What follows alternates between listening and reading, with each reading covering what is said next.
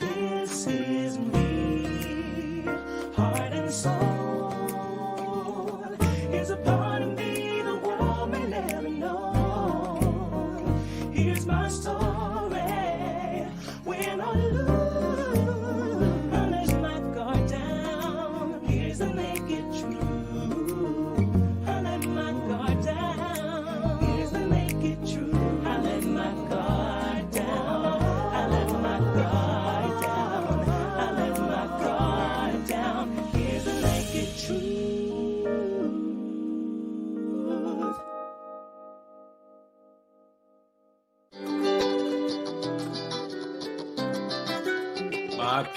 My people, what's going on? It is 9 o'clock Eastern on the East Coast, and it is 6 o'clock p.m. on the West Coast, and y'all can fill it in. It is time for another episode of the Naked Truth Experience. Naked Truth Experience. The Naked Truth Experience.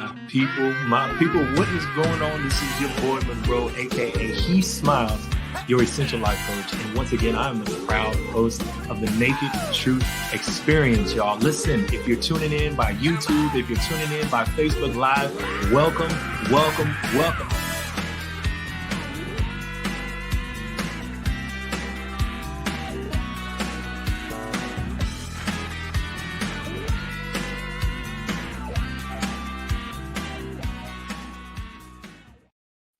My people, what is going on here today? I want to welcome you all to the Naked Truth, 25 episodes. And as always, I am your very, very proud host, Monroe, aka He Smiles, your essential life coach. Oh my goodness, I am so excited. That just seeing that intro there, the 25 episodes, did y'all see me? I was looking like Wolfman Jack. That's what quarantine was doing to me. But I cleaned my act up. I'm here. I'm back. But listen, I want to welcome you back. If this is not your first time, welcome back to the community, and thank you for being here with us over and over and over again, because you know what? It means everything to me. And if this is your first time, I am so happy that you are joining us on episode number 25, y'all. And I promise you, you are in for a treat. Now, come on in the room, y'all. Come on in the room. Get in those comments. Tell us where you are viewing from. Tell us who you are. Say hello to your neighbors. This is community here in this space. Let us know if this is your first time or if this is your 25th time or any time in between. And now if you are, got a little something that you're sipping on, whether it be from H2O to something a little bit stronger, let your people know. Let us know. I'm going to let you know what I'm sipping on a little bit later. Now, I want you to, whether this is your first or 25th time, to please like, share, and subscribe. I say it again, like, share, and subscribe, because we need to have your help to continue to spread the message about the Naked Truth Experience, y'all. So go to our social media, but don't stop there. I want you to join our Naked Truth Experience Facebook group. This is where the community really, really grows, because this is where we continue the conversations. This is where we get to ask those questions and have more dialogue before the show, after the show, and we hear from you. Now, tonight, we're going to be starting a new elevated segment of our featured wine, and I'll get to that in a second. But we're going to be giving some great incentives for you to be in that. So again, like, share, and subscribe, and then also make sure that you go and join our Facebook page group. Okay, now, tonight's episode 25, is all about advocating for your health.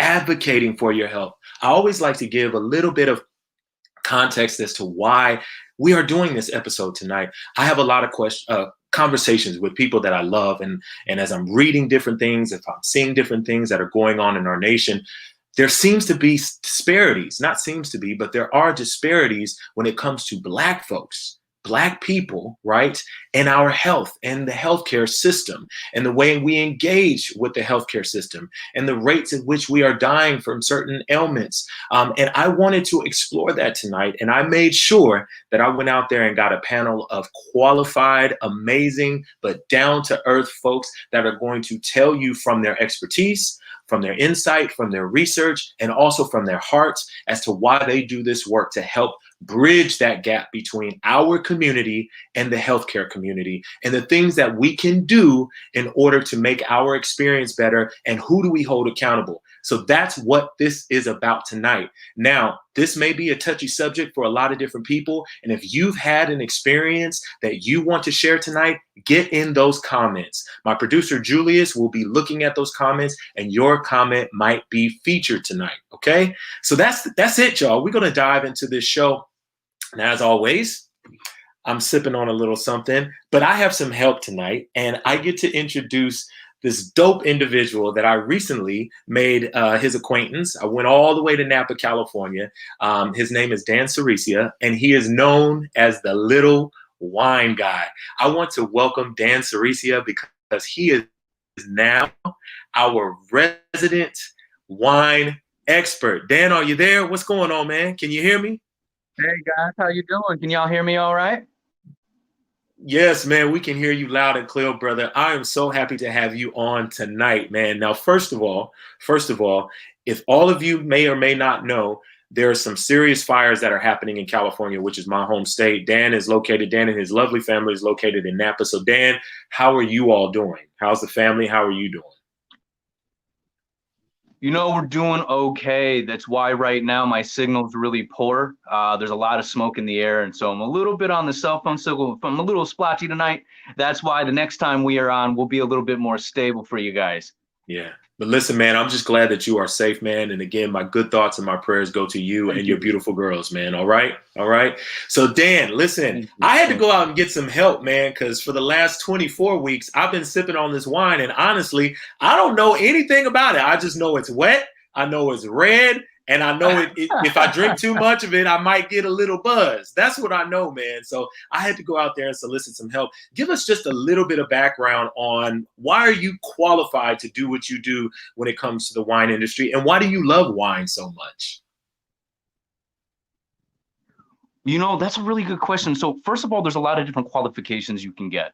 But I've been in the wine industry now for 10 years, and I started out as a wine buyer and teaching people how to purchase wine at the grocery store level. That's why I went by the Little Wine Guy, because I realized when I first started learning about wine that there was a major gap. I didn't know anything about wine. I wasn't raised about wine, and to grow into it, I thought, wow, this is something that's really cool, but I've never had a chance to learn about it. And so that's why I learned about wine. Then I went to school. I learned about tasting. There's a thing that you can become called a sommelier. And I got my level 1 there. And then I went to school for business, and I decided I was more in the business of wine. And I went to school at Sonoma State University for an MBA, and they have a wine business institute formally focused on wine education from the business side. So that's what I do now here in Napa, California. But my love is teaching people about wine and using it as a lifestyle, because we can use this to travel the world. Right? We may not be able to go to France, but at our dinner table, we can eat that food and explore what that's like. And that is transformative, right? Yeah. And hey, I love that. I love that, Dan. And when we had lunch when I was there in Napa with you a couple of weeks ago, one thing that I really loved that you said is that when you open a bottle of wine, it means we're going to be here for at least about an hour. Right? It insinuates that we are going to sit down and that we're going to slow down and we're going to have a conversation. And that's what we're doing here tonight, every Thursday night with the Naked Truth Experience. So I think it was a beautiful, beautiful pairing to have you here now. Now, let's just dive in. So for folks, listen, you stick with us week to week, because Dan and all his expertise, he's going to be dropping nuggets on us, brief nuggets on us during this segment. So you're going to learn a lot right along with me. Now, Dan, what am I sipping on tonight? What are we sipping on? We've got Black Girl Magic Red Blend from the McBride sisters, who is a Black-owned winemaker. Love it, love it, love it. That's right. And, you know, the McBride sisters, they have a few different blends that they're doing. They have a fun brand that they've got in cans. They got Black Girl Magic, which we're trying tonight. And then we've got their top tier label, which is their McBride sisters self-titled labels. What I love about McBride sisters is their ultimate goal is to become a voice and teach people. And I'd like to think there's 2 different types of wines. You got the thinker wines. Those are really expensive wines. You might even be bringing those to as an offering. Oh, right? yes. It's a Yes, really yes, yes. expensive gift. But then you got your everyday drinking wines. These are the wines that you're drinking to extend the conversation at the dinner table. Yeah. And that should be done at $20 and under. And you know what? Hitting at the $20 to $25 range, that's something that's worth bringing over to somebody's house. Yeah. And that's exactly what Black Girl Magic does, is it gives you a wine that you can drink by itself effortlessly, like a beer or mixed drink. Or if you happen to eat with your dinner, it goes really well there too. And that's why I like this wine for its versatility. Yeah, Julius, can you bring that up? Let's bring that image up so people can see what we're talking about. So again, we've got the California Red Blend. I'm sipping on the 2017 Black Girl Magic. I love it. And Dan, just briefly before we close out with this segment, what are you tasting? What are you tasting? Like, because you're going to have the technical terms that I don't have. So enlighten the people, sir. Enlighten me. You know, when I taste wines, one of the things that I look for is more aromatics. Now, the other thing too, this is the fun thing that you can always learn whether or not it's going to be a wine for you. We are made of water. We have a pH of about 7. So anytime we drink something acidic, our mouth is going to water. That's called the attack. Okay. So when you have a wine that's really, really acidic and your mouth is super watering, most of the time you're going to want to have food with it. So take a sip on this one. Okay. Mouth is clear. Let's go ahead, take a sip here. Cheers, cheers. And you feel that acid that's coming in there? I do. But it's not overbearing. Now, you know, when we sip on that Mad Dog 2020, you know, you take a sip and you be like, I didn't do that, right? I didn't do that here, but it just reminded me. Never in high school. Never in high school, right? But anyway, go ahead. I'm back, y'all. Go ahead. I'm ready. But when I look at this wine, I look at finding a wine that has something that I can specifically enjoy. And for me, it's rather than get into the flavory red fruits or any of those things that people talk about, it's more about texture and enjoyment. Okay. And this one is very simple and easy to drink. Nice. I mean, we can drink this bottle down very quickly. And I think that the ladies did a great job at performing a wine that's fruit driven. Yeah. It's not bitter, and it's got just enough mouthwatery to go with your food, right? No matter what you're eating. And that makes it a really great everyday wine. Listen, Dan, you've already elevated me to a whole nother level just in this like 2-3 minute segment. So don't listen. By episode 50, y'all not going to be able to tell me anything because I'm going to be sommelier certified by Dan, the man himself, the little wine guy. Listen, I want y'all give us feedback. Let us know how you like this segment. Is this something you want more of? So get in those comments, send us messages and DMs and all that kind of stuff. Dan, I want to thank you so much, especially with all you guys are going through. Again, my prayers are with you, and you and your family stay safe. And I look forward, man, to having you back on next week. So thanks a lot, man. Look forward to it. So you guys have a great show. We'll see. We'll stick around. We'll do. All right. So y'all, that's the little wine guy who is now a part of this team, our wine expert. Now I want to go ahead and introduce our panel for tonight. And I am going to start with the illustrious Dr. Flo Cofer. Dr. Flo Cofer, where are you? She is an epidemiologist and a public health advocate. So hopefully we'll get Dr. Flo on here for a moment. Hey there. How are you? Are you unmuted? I didn't hear no screams or nothing. No, like, hey. There we go. Okay. There we go. Flo, I am so happy to have you on. You are in my hometown of Sacramento, California, 916. And yes, definitely. I can't wait to talk to you because everybody has been talking about you. They say this woman right here, she don't play. So I'm expecting you to bring the heat in our conversation. So thank you so much, Flo, for being on tonight. I'll be with you shortly. And next we have another brother here. His name is Dr. I'm putting doctor in front of everybody tonight. Gabriel Maldonado. He's the CEO of Truevolution. And I want to listen. I just gave you a PhD or whatever you want tonight. Honorary doctorate. I'll take it. I am bestowing it upon you, Gabe. Thank you for being here tonight, sir. Sure. Not only are you a CEO, but you are also an LGBTQ plus advocate in the community. And we're going to talk so much about the work that you do and your organization does. And I can't wait to have you on later on in the segment. So thank you, sir, for being here.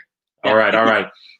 And then last but not least, y'all, this is a hometown favorite. This is my brother who I grew up with, Dr. Italo Brown, who is an ER physician and a health advocate. My brother. Italo Brown, what is going on, man? Brother, it's good to be here, man. Absolutely. Listen. I had a guest about 2 shows ago, and he came on here with this Barry White, Midnight I'm that Love, guy. I promise radio you. voice. I'm like, look, man, you can hold on now. You can't be doing this on my show, brother. No. I promise. Once I get active, all of that tenor. I need to bring that up a little bit. Bring that up. But listen, man, I can't wait to talk to you, brother. We've got a long history growing up in the same church in the same city. So I'm so excited to have you on in this capacity tonight, brother. So I'll be coming to you soon. Yeah.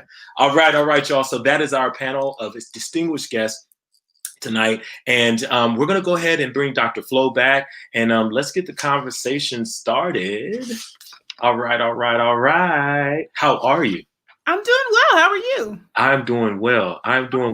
I told you in our pre-production meeting, I'm just like, listen, I get excited when I get online, and yes, and so thank you for bringing the energy and that smile. So Dr. Flo, tell us a little bit about who you are and the work that you do for those who may not know who you are. Sure. Well, my name is Flo Cofer, and I am an epidemiologist. And that's a fancy way of saying I study why people get sick and what we can do about it. And I currently work in the policy sector. I work for an organization called Public Health Advocates, and I'm the senior director of policy. Yeah. So you have that where you have this question and you're saying, okay, because here's something where we pulled up. It says, being a person of color in America, whatever your economic status, is bad for your health.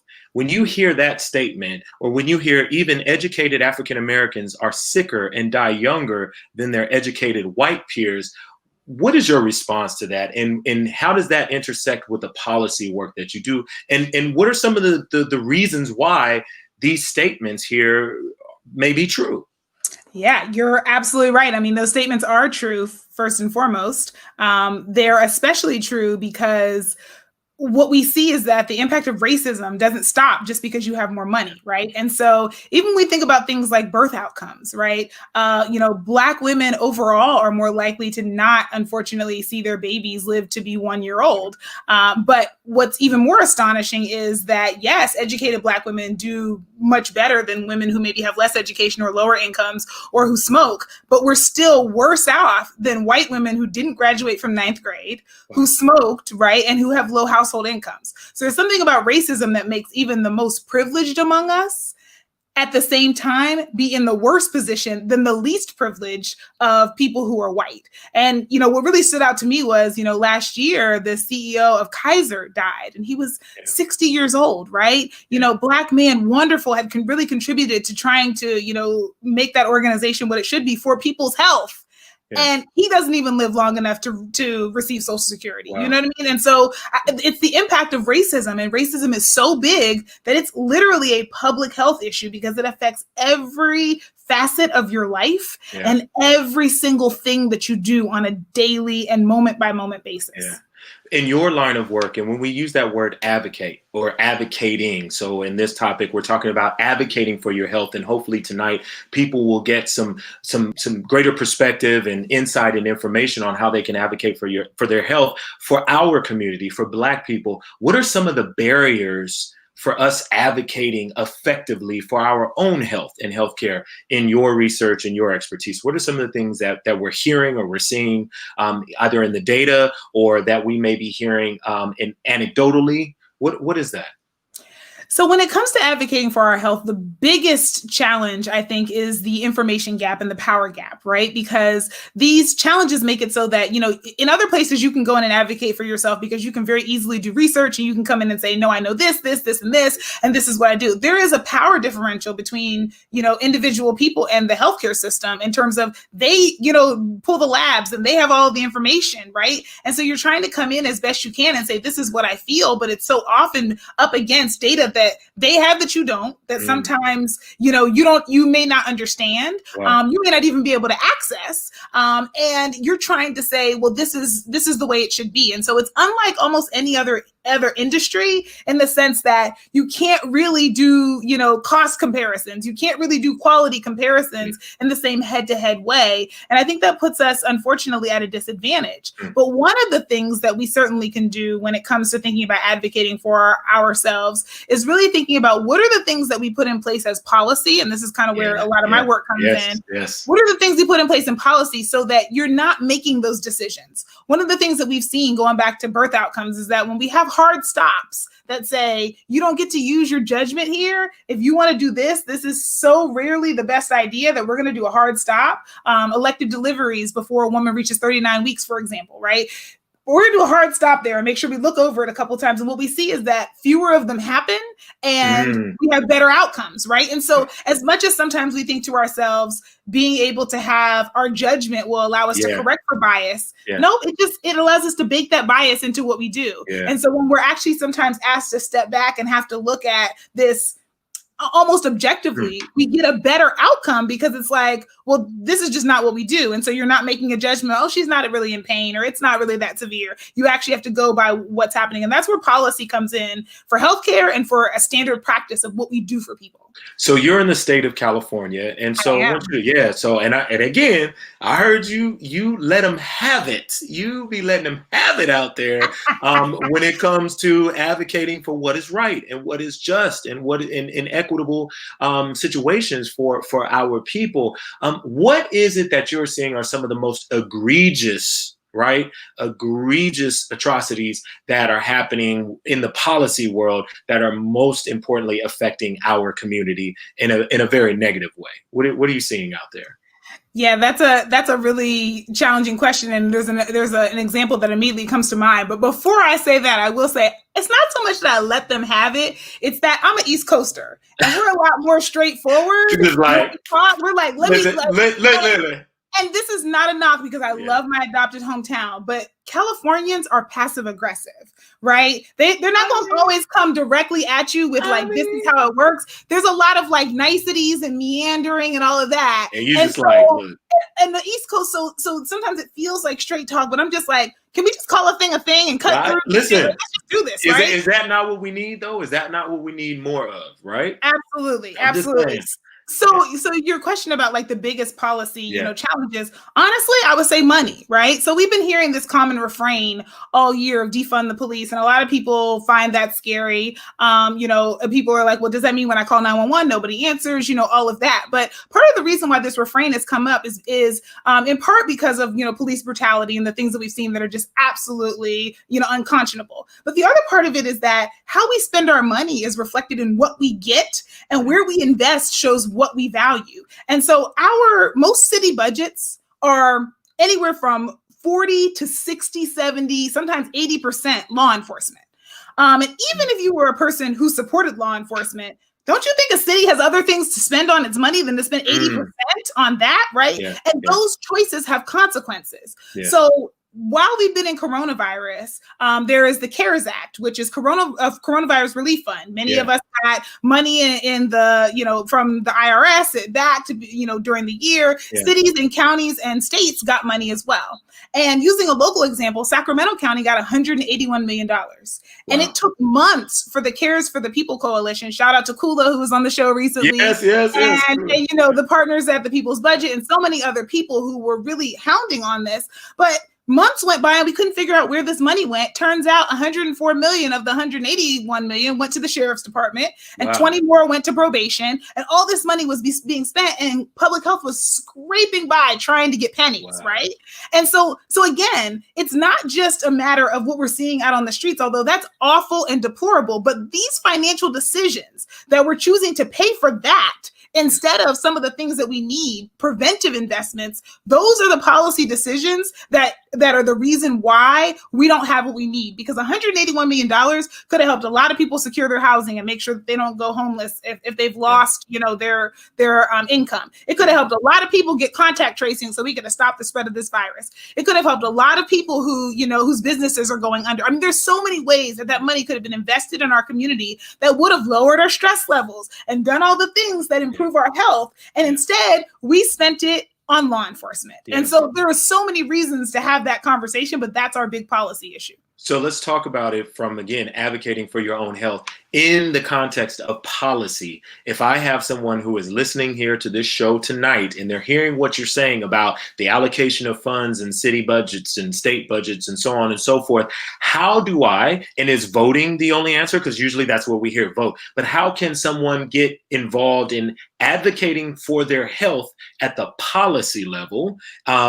Maybe not just voting. Yes, voting, but what else can they do if there's anything else? Absolutely. So shameless plug, I'm going to start with the easy thing, right? Yeah. You can follow an organization like Public Health Advocates. We're on Twitter at WeArePHA or on Facebook at Public Health Advocates. And we update you over time on what bills are in play, how you can help out, how you can retweet, how you can call, how you can participate in the process. Yeah. So if you want to do something super easy, that's an easy way to do that today.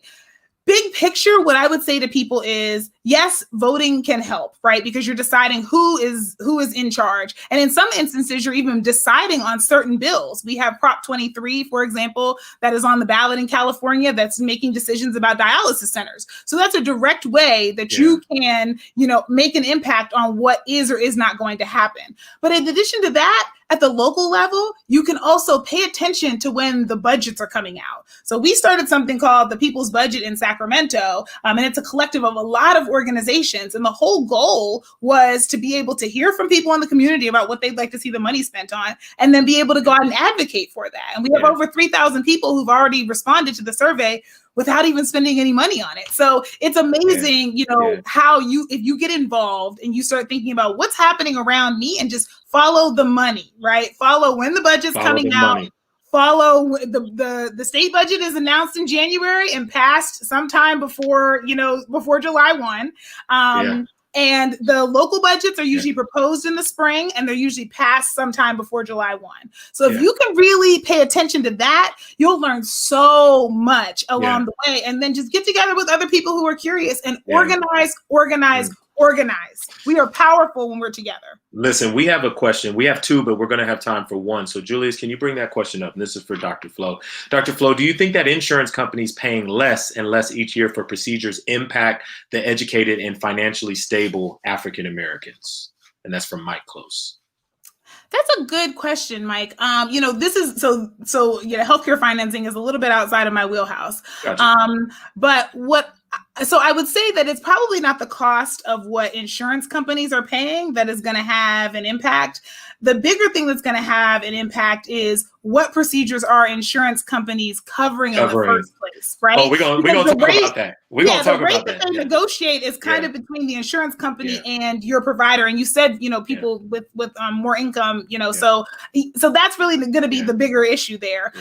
But that is going to have a huge issue in terms of what things are covered, and then how much you end up having to pay out of pocket for it based on where that fits and what kind of procedure it's considered. And those things have major consequences for us. Yeah. Listen, I'm going to sum this segment up with it's corny as hell. I know it is. But Cuba Gooding Jr. said, show me the money. He said, show me the money. And Dr. Flo said, show me the money. So all y'all out there in your local municipalities and so on and so forth, make them show you the money when it comes to advocating for your health. Thank you so much, Dr. Flo. I can't wait to get you back when we all come back. Yes. All right, now, so we're going to actually bring on Gabe Maldonado. Again, he is the CEO of a nonprofit organization that not only is a healthcare provider, but has also started out as an advocacy organization for our LGBTQ plus community in Southern California. So tonight is a West Coast night. Me and my producer are the only two that are here on. Gabe, you're on mute, brother. So go ahead and unmute yourself. Oh, there we go. There we go. I'm back. So live. West Coast. Gabe, welcome to the Naked Truth Experience. How are you feeling, first of all? How you doing today? I'm doing good. It's the end of a work day. And although it's much earlier here than over there, I definitely feel like, it's time to leave the office soon. And I don't have a glass of wine because I'm going to be driving, but you better believe that as soon as I get home, I'll have that glass for you. The responsible thing to do, my brother. I'll sip over here for you until you make it home. Please do. Yeah. Listen, man, Gabe, I want to thank you so much. I was introduced to your organization actually via social media, and I went on your website and really really just kind of started looking at some of the wonderful things that you guys are doing in the Southern California area. I saw that video, that vignette that talked about you all building this campus of services for the people in the community, right? Yep. And so, Gabe, please tell me a little bit, tell the audience a little bit about Yeah. who you are, your personal investment in this advocating for your health, and what your organization is doing. Sure. So again, my name is Gabriel Maldonado. I serve as the founder and chief executive at True Evolution. We are a community health and social justice organization based in the city of Riverside, and we serve the Riverside and San Bernardino County area. And for anyone unfamiliar, it's the boot of Southern California. And for people who are really not familiar, if you know Palm Springs or the Coachella, that's Riverside County. Okay. So that's Riverside County. All right. So if you've been to Palm Springs, if you've been to the Coachella, then you've been to Riverside. So they still call it Coachella. They didn't rename it after Bay went there. It wasn't Baychella after that. You know. I'll be honest with you. I know a lot of locals who don't really care for the Coachella Festival very much. So I really think it's a tourist thing sometimes. Okay, I got you. You know what I mean? I'm just saying. Go ahead, my brother. But our organization focuses on three major direct services. So we have HIV care and prevention services, or broadly we look at sexual health. So that includes prevention and services for people living with HIV. We have a mental health clinic, which has been one of my proudest investments, because mental health, particularly with communities of color, is not only a major shortage and a deficit, but is also much needed, particularly right now. And then lastly, this has sort of become our flagship project, and it's kind of amazing because housing was really our baby program. It was our smallest program. Housing is a big animal, and when you get into housing, you kind of gotta take steps, not run too quickly. But now housing is probably our largest project as a result of the initiative that we were funded to spearhead it, that you mentioned earlier. Yeah. So you are the founder. So tell us a little bit about the impetus for where did this vision come from, and why do you do this work? What inspired you to actually found this organization? Well, I've been a community organizer since I was 16 years old. Funny enough, I actually started off as a community organizer for the Los Angeles Police Department. And so, I'm biracial, I'm Afro-Latino. Yeah. And so I grew up in Los Angeles in the 90s during a very complicated time where Black communities were having a very large influx of this migrating communities coming from Latin America, parts of South America, El Salvador. And, it was during a time where race relations were very complicated between African Americans and Latinos, and you were one or the other. Right. And so to be a biracial person growing up in Los Angeles was very complicated. And so, you add on issues of white supremacy and the police state. And, I grew up in Compton, California. And so, when you just kind of look around your neighborhood and you kind of look at the industrialization of your community with refineries and chemical factories and, excessive amounts of smog and environmental concerns in those parts of, underserved parts of Los Angeles, it sort of kind of takes it upon you that you want to do something in your community. You want to get involved. You see so much happening around you that you feel powerless to do it about. So, I became a community organizer, and I started working on gang prevention and anti-violence work. And, I would say that I sort of followed the yellow brick road of advocacy. And I think for a lot of advocates, we start off doing advocacy trying to discover who we are and trying to discover what is around us and trying to give vocabulary to the kinds of experiences and the disparities we're experiencing. How do we articulate that? And so organizing and advocacy work is a way to kind of give you, that kind of sense of empowerment to talk about it. And so I came to Riverside as an undergraduate. I went to the University of California, Riverside. So shout out to all the Highlanders out there. And, I came out and this was during a time during the Proposition 8 campaign. And when I came to undergrad here in Riverside, I was greeted right off of Martin Luther King Boulevard, of all places. I was greeted with signs that says "God hates faggots." And that was, my 18-year-old introduction to a sexuality that I was still trying to, actualize. And so for me, I came to Riverside with the hopes of starting an institution and organization that really would be a vehicle for young queer folks of color. And that is our agency's focus, is the African American and Latino community. and hopefully that we can be able to provide services and advocacies that speaks to our health issues. So what are you hearing from those individuals that come to your agency for support and for services? What are you commonly hearing about their experiences in the world of healthcare when they're going to their doctors, when they're seeing these nurses, or when they're going to these clinics? What are you hearing as their general experience or overall experience? Well, it's funny that you asked me that, because as the CEO, I unfortunately have not been able, my job isn't to see clients every day. Yeah. That's not my actual job. My job is to make sure bills are paid, lights are on, the doors are still open, and people's paychecks render. But I actually had lunch with a client right here, literally just before the show started. He had to leave because the show was starting. And brother, the population that I work with is experiencing a great deal of fatalism. And for me, anyone who doesn't understand or understanding what I mean by that, it's that sometimes people arrive at such a devastating place in life, particularly after a whole series of life's events, right?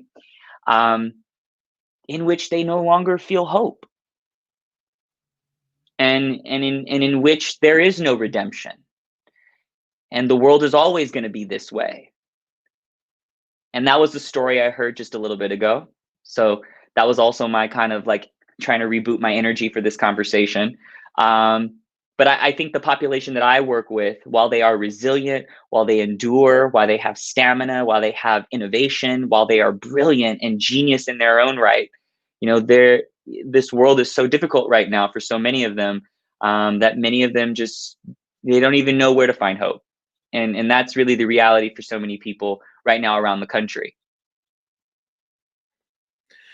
I think a lot of times when we start these organizations, you talk about advocacy and really finding yourself. And I know that I had to go on my journey of discovering myself as a gay man and really something that I always knew, but really understanding who I was. But there was so much shame that I carried as I was developing my sense of self and really coming into my authenticity and being comfortable with that many times I would approach people with this almost like I wasn't worthy of certain treatment because of how society you were met with the sign at 18 that says God hates fags, right? And so there are these things. So do you find that some of the individuals and the community members that you serve are having to, first of all, overcome a lot of that internal shame or indoctrinated self-hate? And then even when they go and seek services, they're met with that same kind of bias at times. And what have you heard or even experienced, or like, what have you heard about like that interaction and how devastating that could be for reaching out for future care if you're part of this community? Yeah. I mean, you have to understand that when you're working with any sort of a clinician or any sort of a provider, that is probably one of the most intimate experiences other than the ones you have with your intimate sexual romantic partners. These people are poking and prodding and squeezing and grabbing and touching and sticking things in places that, you're like, whoa. And so in addition to that, there is a psychological element to it where you're having to divulge very, complicated things about yourself and what kind of sex you have and how do you have sex? And for the gay community, for a provider to say, are you a top or a bottom? You're like, whoa, wait a minute. Like, you ain't even bought me dinner yet. Right. You all in my teeth. You try to know what's going on. And you have a window. For most appointments, an average clinical visit can be anywhere from 20. Some clinicians go as high as 30 minutes. Have a half an hour with your doctor is considered a long time for a follow-up appointment often.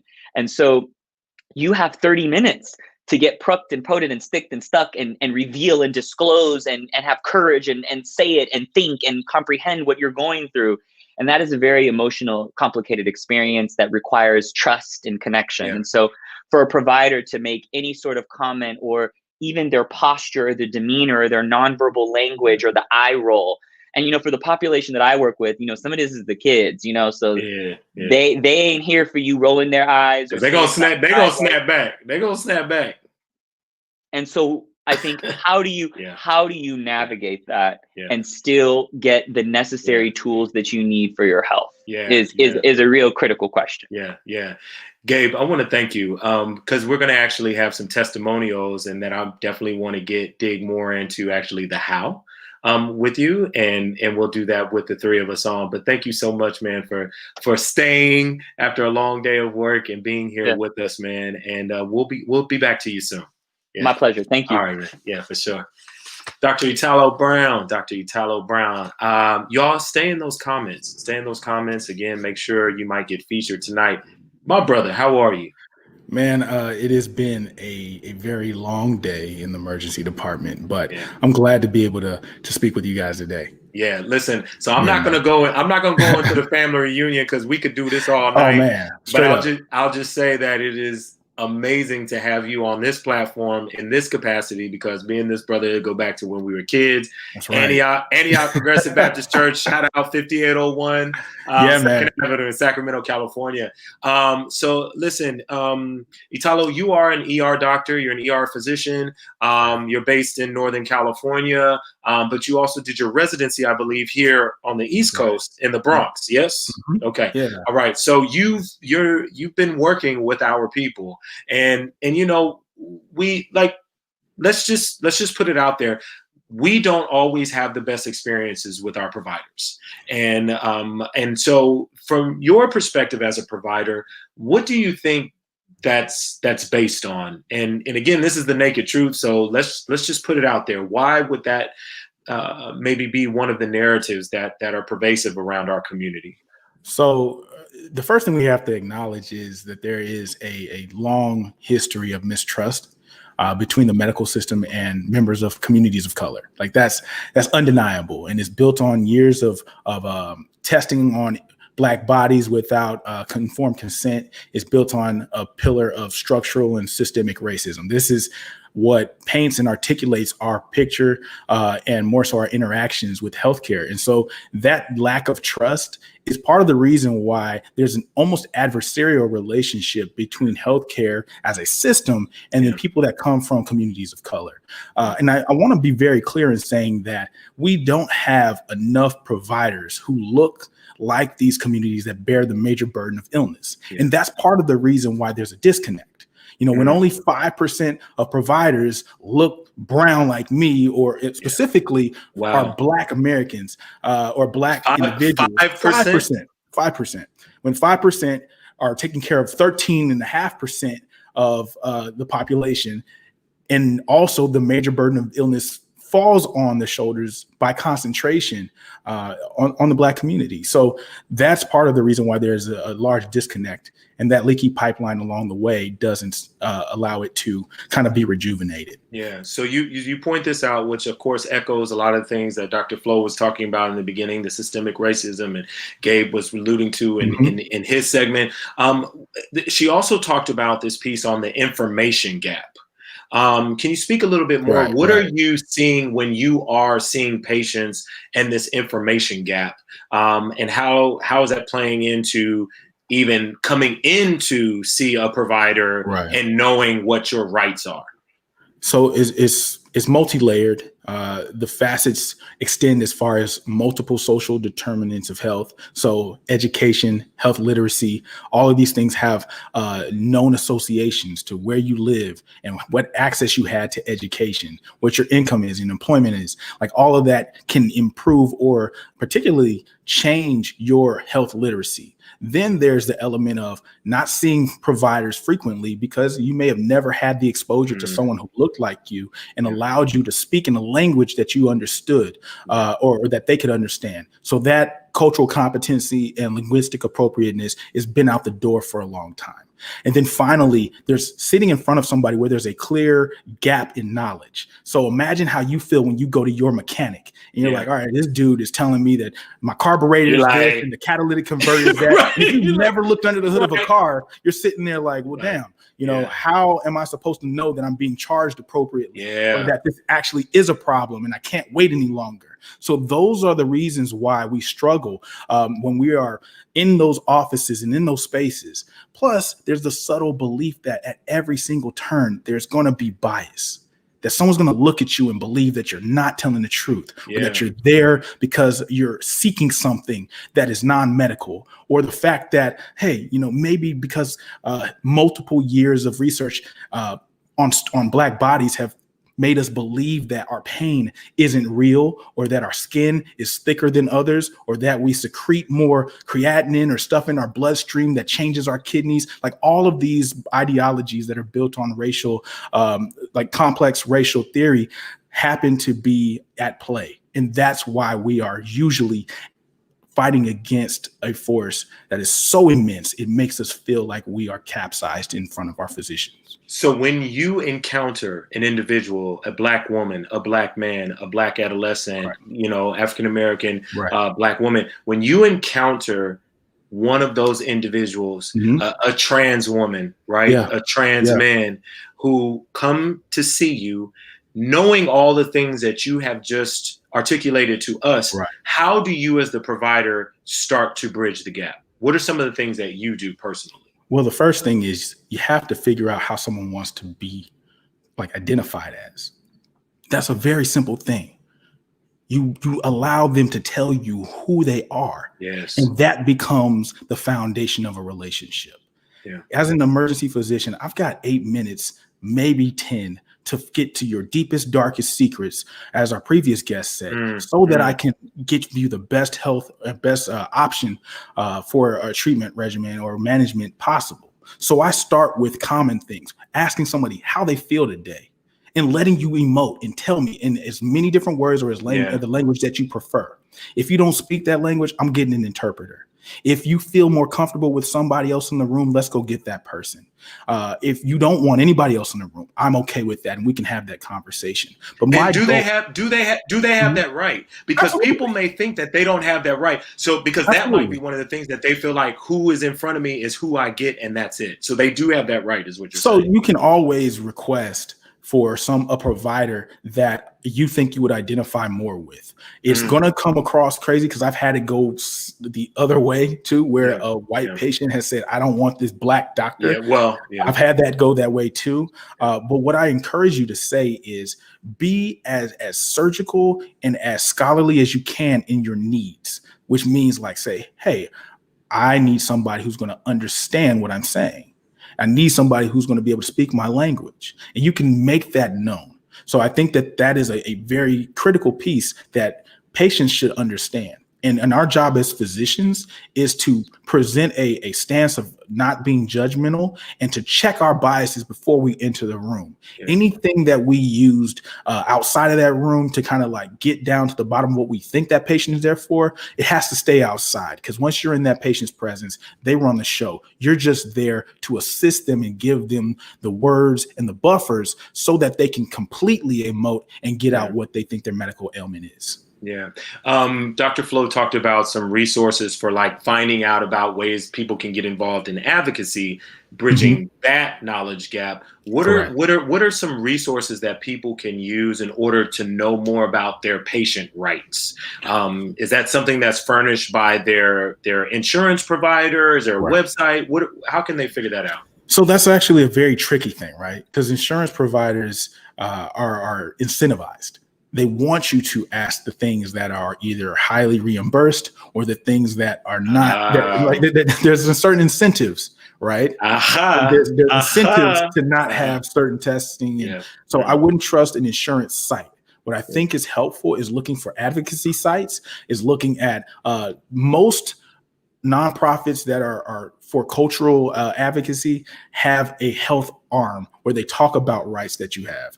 And I also think that you can always go to sites like the AAMC or the AMA, where they are constantly trying to revamp the way that physicians and patients interact. And part of that is knowing that we need to be able to give patients knowledge of what their rights are and how to advocate for themselves. Yeah, yeah. No, I appreciate that. Listen, I'm going to bring our other two guests on because Okay. we've got a couple of testimonials, man, that I want to get your insight and expertise on. So we're going to welcome back Let's do it. Dr. Flo and Gabe. Are you there? There we go. Look, y'all look so lovely. I love all this melanin popping off this four square here. You know what I'm saying? I wish I had a big red ball and we get to go back to the schoolyard and I'll pass it on. Gabe, make sure, man, you hit your. We want to make sure we hear you when you get ready to speak, brother.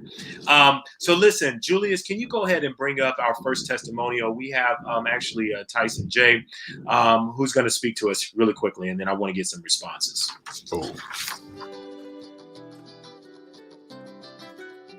What up, Naked Truth Experience? My name is Tyson J, aka King of Harlem 22.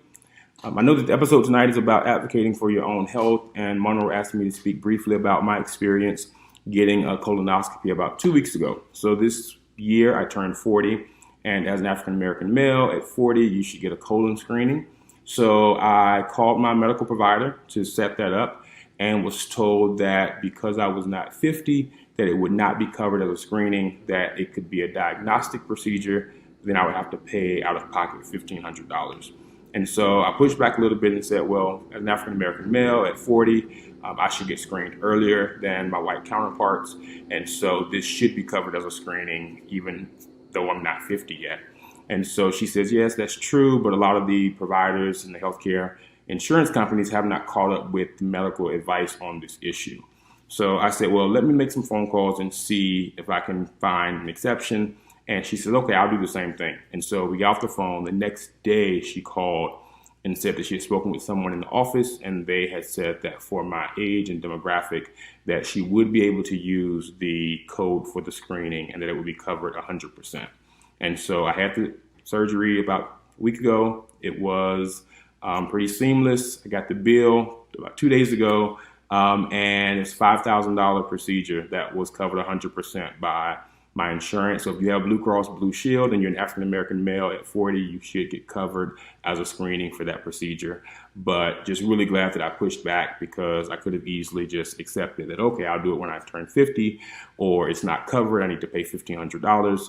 And so, a lot of times you just have to kind of ask the right questions, and specifically with the death of Chadwick Boseman recently, and then my roommate passed away from colon cancer at 41.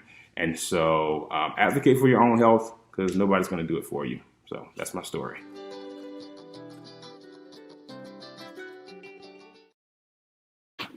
So Italo, I want to start with you because we were talking about this. Is this kind of what you were talking about, where like health insurance companies are incentivized to do certain things or other things, or is it just a matter of them basing their standards on heterosexual white men, and that's the standard for care?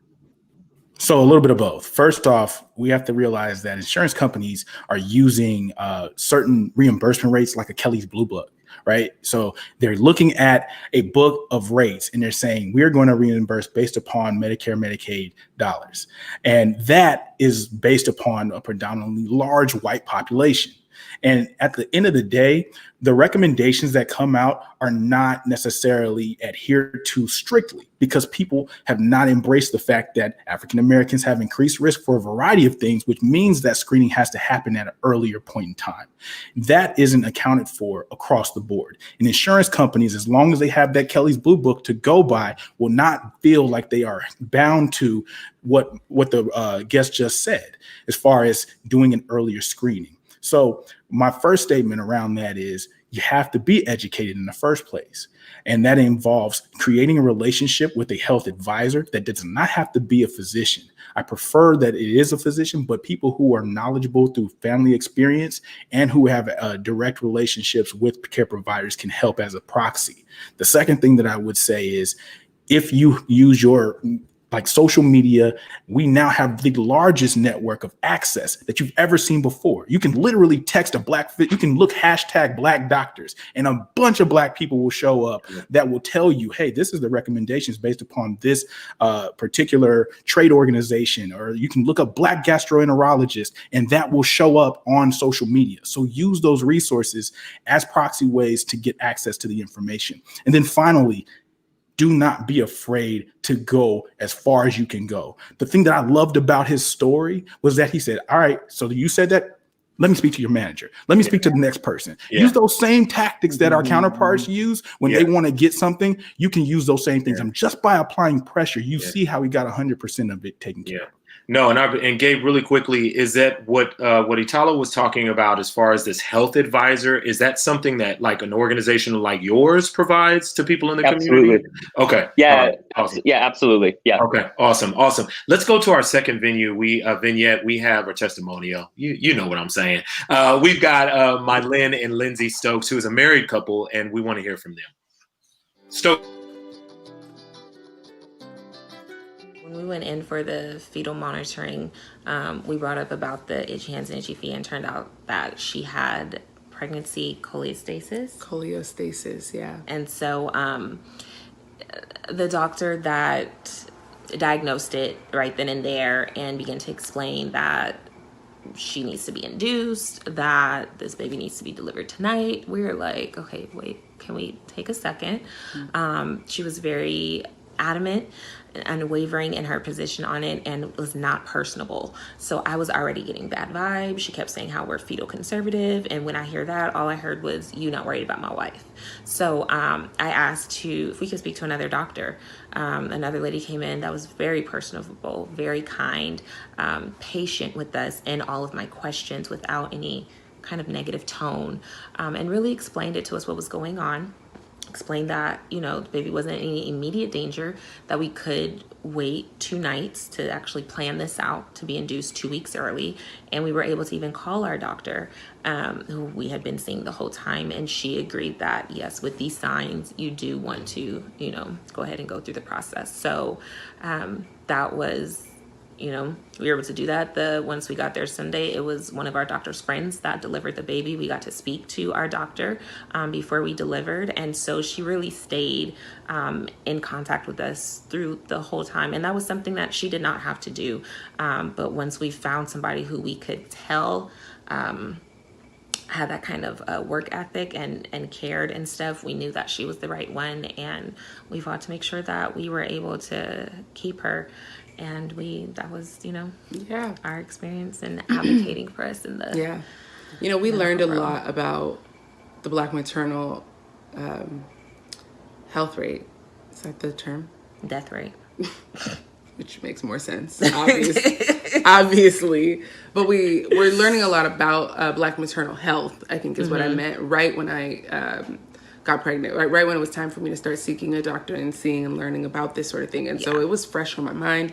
Fear was fresh, with us. Yes. And I think it really directed a lot of what a lot of the decisions we made, a lot of the research we did, a lot of that was really motivated by that information, because it's not always exposed. It's not always out there. It's not always at people's fingertips. And when you get that information, it's important we honor it and really consider how people are taking care of us and really start to advocate for ourselves, to take care of ourselves. So I don't regret anything.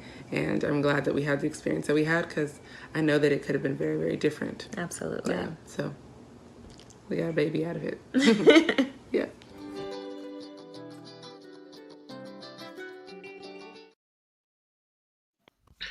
So, Flo, I want to come to you. I know African-American women are 3 times more likely to die of pregnancy-related causes than white women. And I know you've done some advocacy and research around this. What is happening with our Black women? And we heard this. Yeah, well, I mean, part of the problem is racism, right? It impacts all of our, health outcomes. So it's not surprising that somebody who you think of as healthy, like Chadwick Boseman, isn't with us anymore and won't live to see his 44th birthday. Like that's unfortunately all too common, right? And so with Black women who are giving birth, the same thing is very much true. It's that our health throughout our lives is often not as great as it could be if we weren't under the stress of racism. And then we face, as Dr. Brown said, like, additional racism in the system that we go to for help. And, you know, and I always use the mechanic example too, you know, and one of the things I always think about is, at least when I go to the mechanic, the only thing that's broken is my car, right? But if I go to the hospital, I have to advocate for myself, and I'm the thing that's not feeling well, right? And so you're interfacing with the system and you're not getting the care that you need. And people are trying to rush you through decisions, often because they have limited time, because our capitalist system has made it so that they can't provide you care. They have to make money and make and, you know, produce on behalf of this healthcare facility. Yeah. So the combination, it can just be so deadly when people make decisions about you up front, don't think that you're qualified enough to be able to be a part of it, don't have a healthy respect for you as a human being at times, and then you've come in already predisposed and with a higher stress level. One of the, you know, very strong working theories about why Black women, for example, often go into labor early is because labor is a stress response. And if you start out already here, right, instead of being down here, then you reach the point where you go into labor a lot sooner, right? And so those are the kinds of things that we have to consider when we're thinking about a story like this, where they had to advocate on behalf of themselves. They had an unexpected condition, even though they thought they were healthy, right? All of these things were happening, and the system was not designed with them in mind. And so it's a miracle anytime you get the right outcome for us, because that wasn't the intended consequence. You weren't even a thought when you weren't thought of. Yeah, was put together. Yeah. Thank you for that. Let's go to our final testimony here. Hi, my name is Robert Baldwin. I am 39 years old, and I'm a U.S. Naval veteran. One of the worst experiences that I've had related to healthcare has definitely been, and has been several kind of experiences with the VA. It's no secret that the VA provides extraordinarily substandard healthcare to people who have served their country. And so this example is just one of many that I could give. It actually is just the most recent. In the last few years, I no longer had like formal insurance through an employer, and so I was forced to use VA insurance. I have had kidney surgery twice. I have a condition called hydronephrosis, and it causes kidney infections, sometimes more often than other times. In 2018, I believe it was, I experienced a series of these infections, and I went to the VA. I don't know if this was my first or second or third visit that year, but anyway, I was just confused and experiencing some of the worst pain of my life, as kidney infections are extraordinarily painful. And I got to the hospital. I was pretty out of it because the pain was so excruciating, and I hadn't been given anything to address the pain yet. And I was trying to communicate with my nurse, who, by the way, was a Black woman. I was trying to communicate with her about how and why this condition was so painful, or the condition caused kidney infections that could be this painful. So just trying to just figure it out. And the nurse kind of turned around at my question, and she said, do you have unprotected sex with men? And her tone was filled with disgust. Her facial expression, her body language was all wrong. It was so offensive.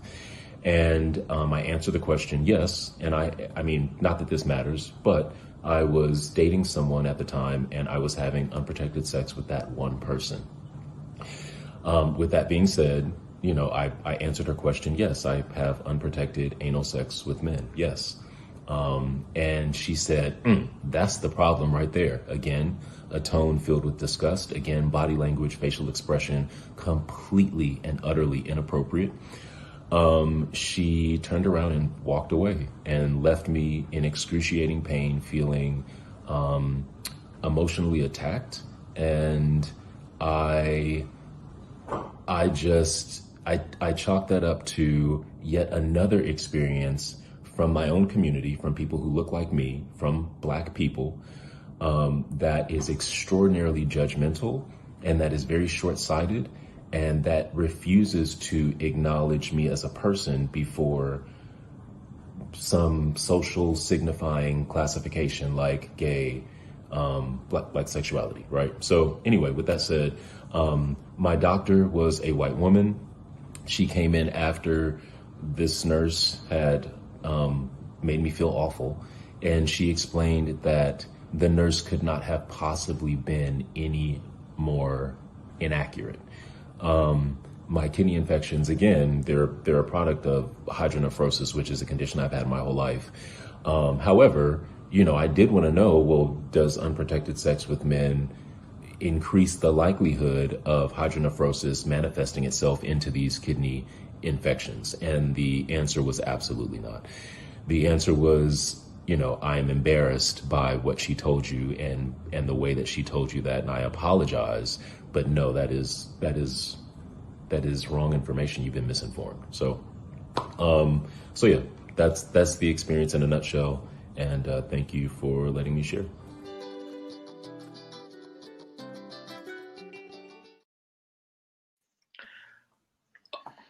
Okay. All right.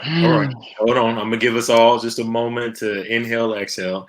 While we're doing that, take a sip. Do it right. But now, I just want our audience to indulge. This is a 1 hour show, but I am going to take a little bit more time because I just want to. And this is where we're going to end tonight. But I just want to unpack that powerful testimony. Gabe, I'm going to come to you first because we talked about this in our segment around this bias or this judgment, but it's so layered because it's by one of our own, and so we want to talk about that, but just your response, and is this in line with kind of the things that you're hearing from and your staff members, those direct care workers are hearing from your clients in the community? Mm-hmm. Well, I mean, I think it's first important to point out that, while African Americans, Black people, we experience racism at the hands of white supremacy in the healthcare system. For many of us in the LGBT community, we are simultaneously experiencing homophobia at the hands of people that look like us. Yeah. And so that creates a very complicated set of circumstances. And I think what is often the overarching message that I hear, particularly around sexuality, is this moralism that is kind of infused in our public health and medical decision making on the part of providers, or the philosophy around, treatment plans infused with moral judgment. And we don't only just see that when it comes to gay men, but we see that often in reproductive health with women as well, the utilization of contraceptives, and abortions. And I think that those are all complicated issues that we're experiencing simultaneously. And, I don't know, I'm kind of at a loss for words right now. And I kind of felt triggered. I felt a little triggered, to be honest. So I'm still trying to untrigger myself real quick. I felt a little triggered. And, I just think that one of the things that community organizations, we are attempting to do, and I also want to put a plug in for federally qualified health centers. I go to a federally qualified health center. I'm also a board of trustee for Borrego Community Health Foundation, which is one of the largest FQHCs in the state of California. And I can tell you right now, as it relates to both the quality of care you receive and the kind of experiences that you have, and as it relates to the kind of approvals that you may get for specialty services or approvals that you may need for getting a colonoscopy, FQHCs are often extremely patient and community centered. And I say often because every individual provider creates an individual experience for the patient, and you can have a bad apple somewhere in there, that exists. But, I think that for us as federally funded community-based organizations, as FQHCs that are federally subsidized from HRSA, we are often held to much more higher standards for being patient-centered, for patient satisfaction, for quality of care. And my agency is a provider under the Ryan White Care Act. And let me tell you, when I served on the President's Advisory Council under the Obama administration, we pushed heavily for the entire insurance industry to have the same quality of care standards that the Ryan White Care Act requires. And so there are examples and models of places that we can go and systems and setups that really try and center patient care. But I mean, it's really about how do you, from a policy perspective, implement and institute that across organizations and institutions and private corporations that can do whatever they want so long as you meet certain measurements, you know. So that would be my only thoughts on it. Gabe, and the question came up there just saying, like, how do you find out if this health center is federally qualified, or is, and what you're referring to, I don't want to mess up the acronym, but is that accessible to everyone, or is there a qualification to access those? So federally qualified health centers are essentially available to anyone and everyone. Now, they do prioritize, and they are missioned to serve people who fall below the federal poverty limit at a certain level. So, you know, it's not to say that they won't serve people. I mean, because trust me, Borrego, we will take your PPO insurance if you have it and you come and we'll take it, you know. But I think what we're talking about is people who often are experiencing poverty, that don't have access to stable insurance or do not have adequate coverage, and are often left with very few options of where they can go. And so if you are met with a homophobic or racist provider, that is your only option. And I think for those individuals, there if you just want to Google federally qualified health centers, Center for Medicaid Services, just kind of put that into Google. One of the first sites that'll come up will be the national directory, and you can figure out where your local FQHC is. Also, I will say that any institution that is an FQHC, we wear those badges proudly. So if you just go to your center's website, usually somewhere right at the top or right in the corner or right in the about section, they will have in the big marquee, we are a federally qualified health center, because it is something that we are supposed to advertise as our makeup, as our clinic. So. Gabe, thank you for that. And I just want to acknowledge your humanity and understanding that, like, as a human being, you being triggered, but being able to move through this interview. And brother, I know there's other people out there that are triggered because that was such a powerful testimony, and in many instances hits home for a lot of our experiences as people, as part of the LGBTQ plus community. So I just want to thank you right now for being here tonight. Thank you, brother. And for bringing your heart and your sincerity. We're going to close out with just a couple of comments. We'll start with you, Dr. Flo. We'll end out with Dr. Italo Brown, and then I'll say my thank yous and we'll say good night. Dr. Flo, is there anything that you want to leave us with tonight? Yeah, I just want to first and foremost thank you for having me on, and to my fellow panelists. It was really fantastic to be able to hear your perspectives and to be able to share this time with you. I too honor your humanity, Gabe, and I thank you so much for your service. Dr. Brown, I just really appreciate all that you're working on. What I think I would leave people with is, if you're thinking about how to get involved, start wherever you are and organize with the people around you. We are really, really, powerful when we come together. A closed fist is much more powerful than an open hand. And so come together with people. It doesn't matter where you started in terms of knowing. That's the great thing about having the internet. You can access information and you can vet the credibility of that information. And as Dr. Brown and Gabe mentioned, like, you can ask on the internet, right? You can reach out to your trusted networks and say, who do you know who can help me make sense of this, and be able to just proceed forward. But there's so much work to be done, and we need so many hands, because many hands make light work. Yeah, thank you. Thank you so much. Dr. Italo Brown, my brother, some closing thoughts from you. So, I mean, I was really disheartened to hear that last narrative, and it just amplifies something that has been said over and over again about diversifying the healthcare workforce in a way that all experiences are represented, and so that it makes it easier for patients to advocate. And on our side as providers, we need to do a better job of training ourselves to recognize these implicit biases and checking ourselves at the door, because the patient experience matters. Everyone needs to think about patients as if they are their family members. And what would you do? If that was your family member, if that was your relative, your loved one who was having these same complaints and not being heard, that level of compassion is what providers need to approach the specialty with, is what they signed on for. And then I would finally say that we have to work together to identify these blind spots, because these experiences, these narratives, they're not shared so loudly to where everyone understands that they are real and that they have value and that they can be used to drive our initiatives and strategies and funding. So that is kind of where I land on that, is we have to continue to make this conversation as amplified as possible. Yeah. Thank you. Thank you. Yeah. Listen, I want to thank all my distinguished guests tonight again, Dr. Italo Brown, Dr. Flo Cofer, and the honorary doctor that I conferred tonight, Dr. Gabriel Maldonado. All the Listen, rights and privileges. Amen. Ashe. And so it is, and so it is, and so it is. Listen, I appreciate you all so much. I want to thank everyone who has tuned in tonight for advocating for your health.